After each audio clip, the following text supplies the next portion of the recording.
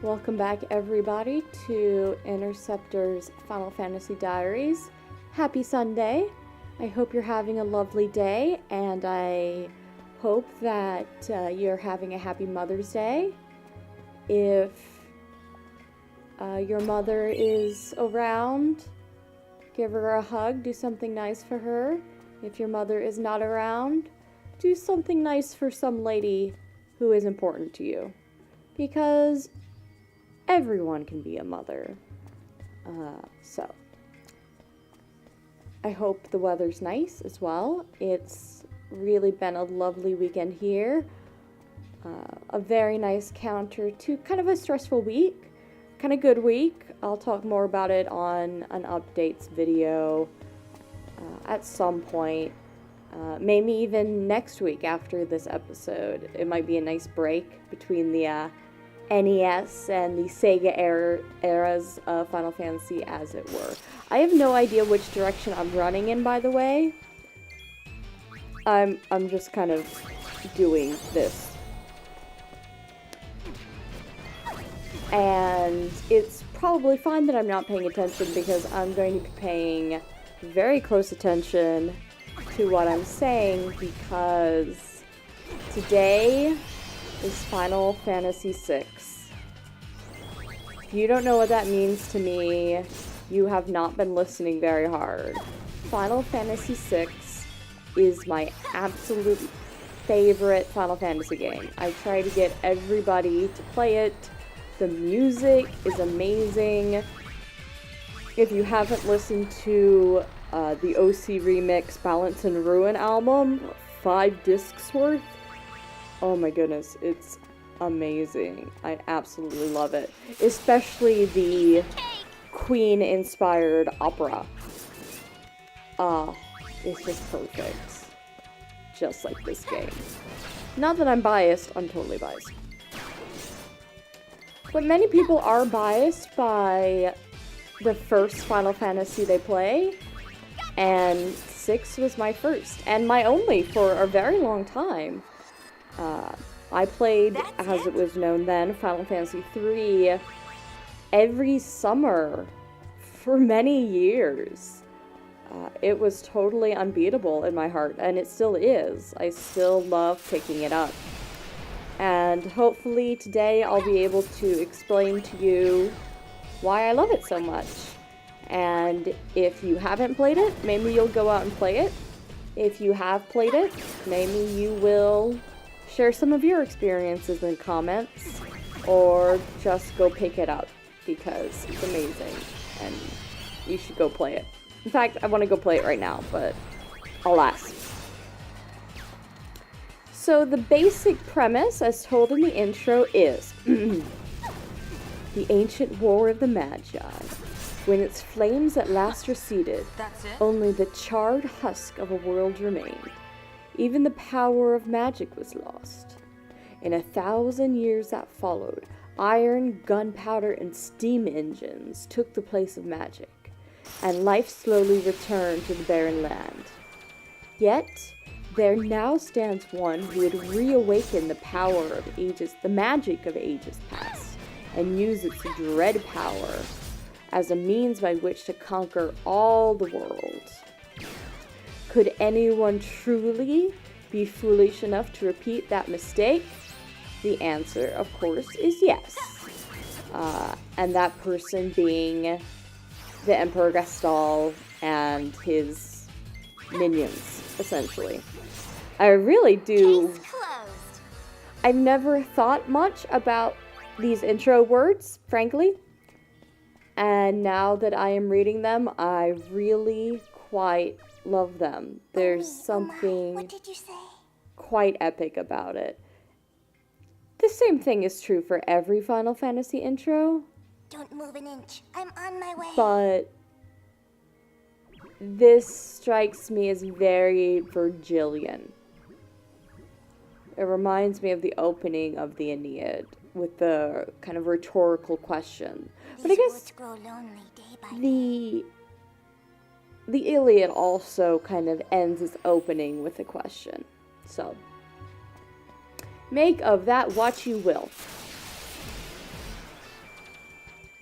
So the plot on its surface is pretty straightforward. Evil Empire, the Returners, they have to stop the Evil Empire from being evil. And especially after all the other Final Fantasies that have been released, it might not strike you as particularly original. You use magic, there's betrayal, oh no, so on and so forth.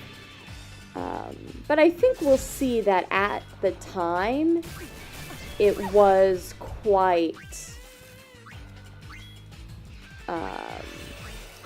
well, maybe not super unique still. Oh no, Pain! Pain is dead! Sorry. And I just absolutely love it. Everything about this game.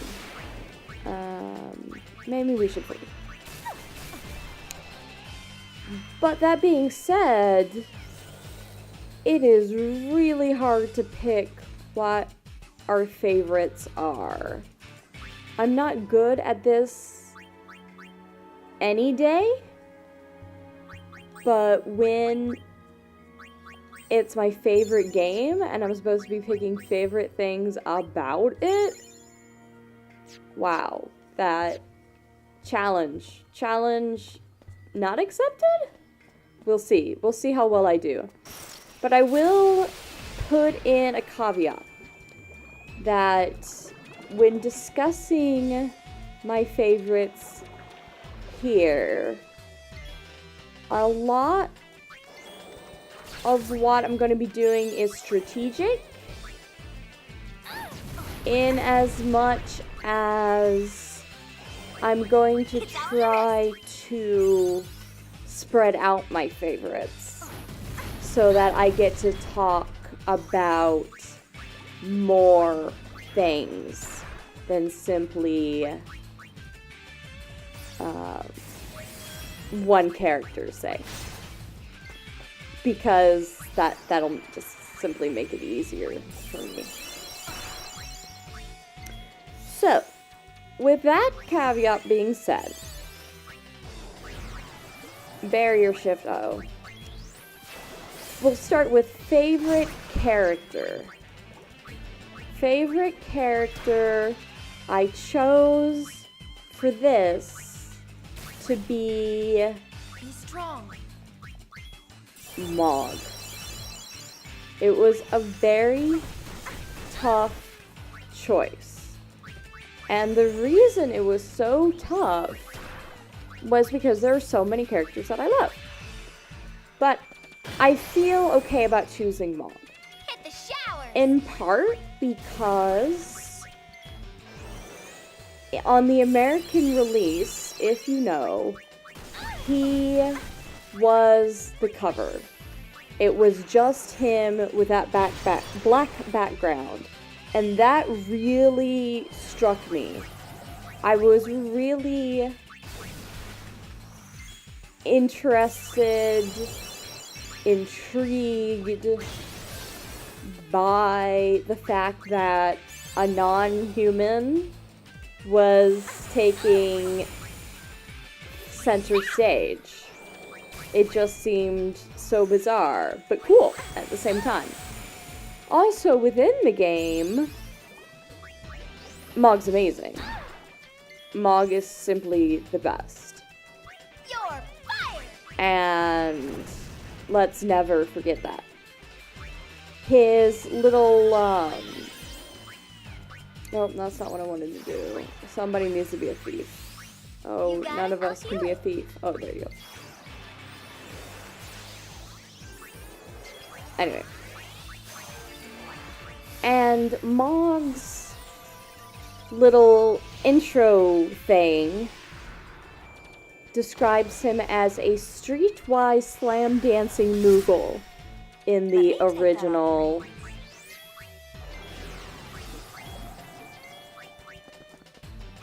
release. And who doesn't like that? I mean, what an awesome way to describe somebody, right?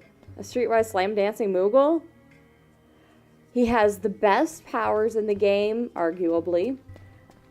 Again, he's kind of that geomancer class that really tickles me. I really enjoy it.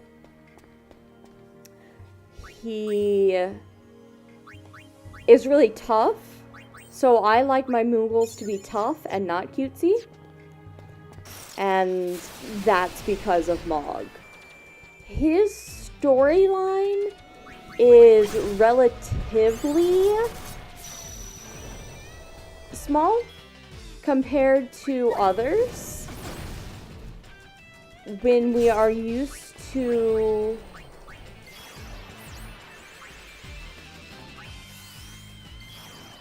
the other characters of 6 that have much more background, Mog can come off as a little shallow.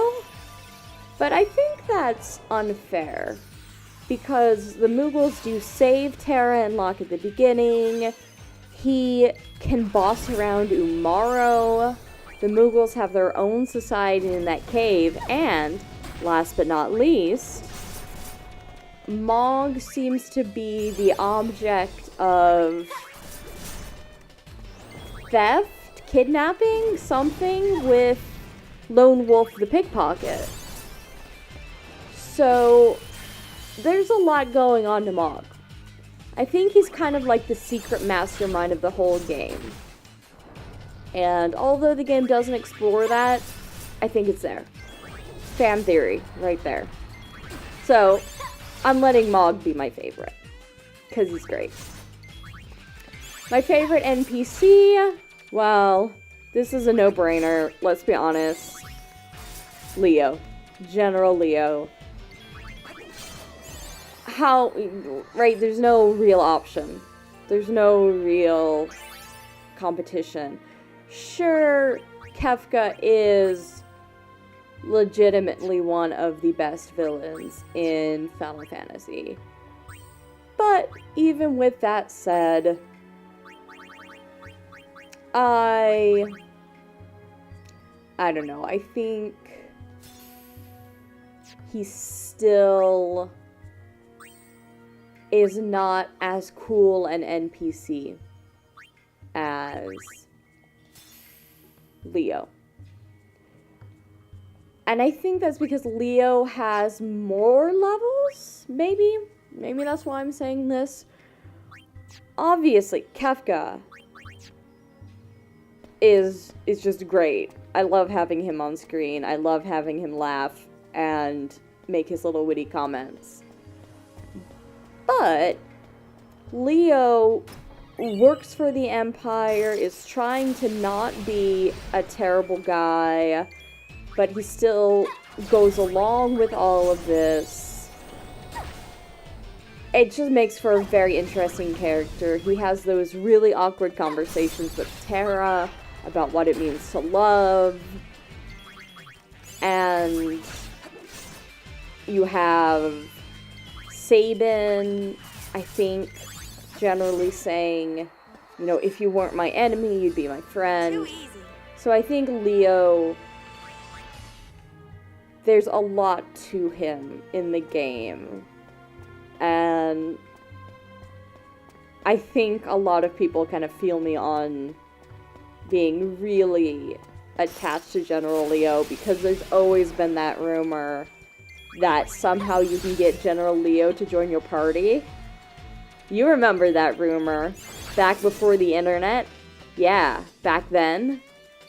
Maybe I was the only one alive back then.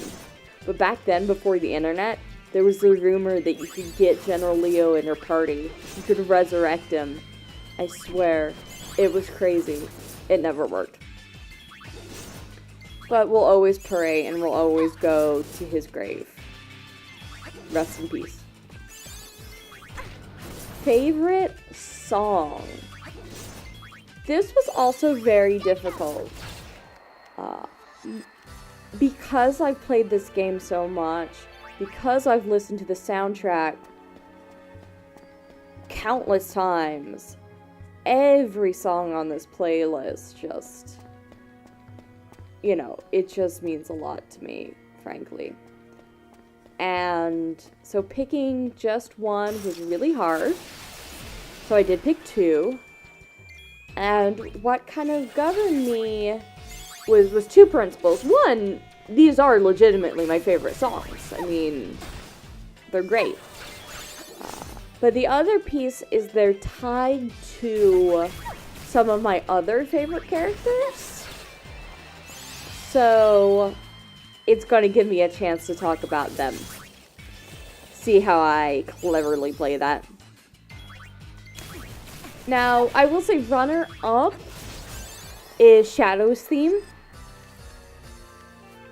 I cannot describe how excited my brother and I were every time that song came up. We just loved it. We were so, so happy.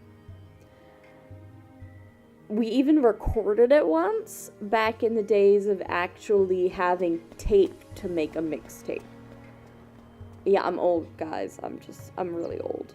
So there's no way around that. Alright. So what I did choose for my top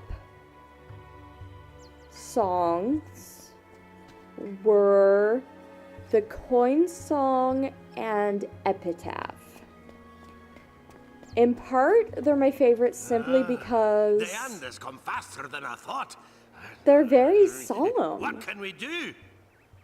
They kind of make you tear up, even if you don't know the context. And if you do know the context, forget about it. Like, these are really moving songs. And they take you back to very clear moments in the game. So, both of those things I like very much. The Coin Song, if you do not recall, is the song played in the flashback of the Figaro brothers when they talk about that fateful day when they tossed the coin to decide who would be king and who would leave. And as we know, Edgar fixed the contest so that he would stay and his brother would leave. And frankly, just talking about it really touches me. These two, their dynamics, their obvious love for one another as siblings, it just really gets me. The Calmlands. And they don't always make Many the summoners best used to cross choices, these especially plains, Edgar. He can their be hearts such a heavy with pinhead. the weight of their pilgrimage. But I was no different. Figaro brothers number one. But the Figaro Calmlands brothers we look knew out for each other. changed. When my brother and I would play this game, that's something that we would say to each other all the time. Because he would always want to play as Edgar, and I would always want to play as Sabin because I was really good at the blitzes. I have 100 And credits. so we would always Well, I have 100 open air credits. Open air what? learn Well, life and always make sure to cast life on each other. So the brothers would always be looking out for themselves. And really that experience of playing with it has only deepened my love for them. But even if you're not playing with someone else, I think the twins really stand out in terms of characterization. Alright.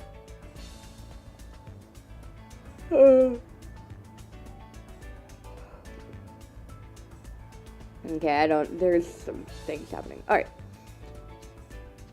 The other song, Epitaph, is played in the World of Ruin when you find the Falcon, which Setzer helps you find in Daryl's tomb. Setzer and Daryl, I also cannot express the amount that I love. That wasn't much fun. Setzer and his intentional recklessness just fascinates me. I think he's a guy who's really lost a lot and is really struggling. I love imagining him kind of in comparison to Edgar, because they both have that tech side. They both have their kind of ne'er-do-well side, but still very different. And Setzer's loss of Daryl really broke him. So the epitaph going through that tomb, it's to me, it's such an important moment for understanding Setzer, and I can't even describe my love for Setzer, the Figure twins, Mog, and Shadow, again, as runner-up. And I think it's really clever in this game how, with a lot of the backstory, you have to go search out. It's not fed to you in the story. And especially Shadow, you have to sleep at inns with Shadow in order, and maybe the tents too, but you have to rest with Shadow in your party in order to learn his backstory. And that's such a clever way of doing it, and really, leaving a lot for the player to find. They just did so well with everything. And also the fact that you can let Shadow die, which you shouldn't do. Don't ever let Shadow die. You can also let, a lot of characters not join your party again in the World of Ruin, and it's such a great game. But with all these praises that I've said, I haven't yet mentioned my favorite addition to the series. It's kind of funny because I thought of it a couple days ago, and then I completely forgot what I thought of. Typical. And so today, over dinner, I was kind of thinking about, like, what could it be, and did it actually add anything, or did it just kind of finesse what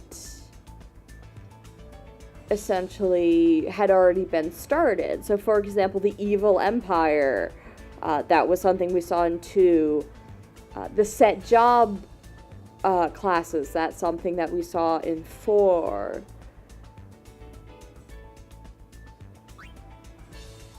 Oh my goodness, this is so funny. I can't believe I have to find this guy a wife. That's so funny. Alright. And one thing that I like that 6 does is it has such a huge cast, and so even though you can't change their jobs, you can switch out your party with a lot of flexibility, so it improves upon 4 there, and you get to teach everybody magic, and so you can really choose who does what, or have everybody do everything. It's really great. So what then is the best? What then did it really add? Did it add anything? And what I realized would be my answer ultimately was the introduction of Magitech armor. I don't think 1 through 5 has anything that is Magitech. It certainly is similar to things that we've seen before. Certainly 4 has a lot of blend of sci-fi and fantasy, but there aren't any actual Magitech troopers. 1 is just the guy who puts himself in a time loop. 2, the Emperor summoning demons. 3 is just these kind of immortal magicians in another world. 4 It's the people on the moon or something. Whatever. 5, I don't remember. There's crystals. You have to save them. But I think Magitech is new to 6. And that, as we know, becomes a big feature. And you see Magitech armor, magical technology, anything around these lines much more in later games. And in fact, the whole theme of the corruption of magic through science really, really coming to the front here, which, of course, in 7 and 8, like, that's what the game is about. That's what they're really known for. 15 as well, from a certain point of view. So that was a really important thing for 6 to introduce. And I love it for that. Can you tell? Can you tell that I love it? I could go on for a much, much longer time. I'm sure you all believe me. But I hope I've at least given you a taste of not only how much I love this game, but to justify it a little bit. Not that it needs justification. I think it's pretty well recognized as being a solid Final Fantasy game, even if it's not everybody's number 1. But it should be everybody's number 1, just saying. And I didn't even really touch on the plot and the gods of 6, which I really love. You can go back and check out my failure in Final Fantasy video, and I definitely do intend to do more discussions of religion and espers and these sorts of things in 6, as well as other Final Fantasy games. But that's probably it for now. I'm going to try and find a save point and let that be the end to it. Have a lovely rest of your Sunday. Thank you so much for dropping in. And next week we will either have the update or be talking about Final Fantasy VII, which should be much more controversial. So get ready for that. Interceptor out.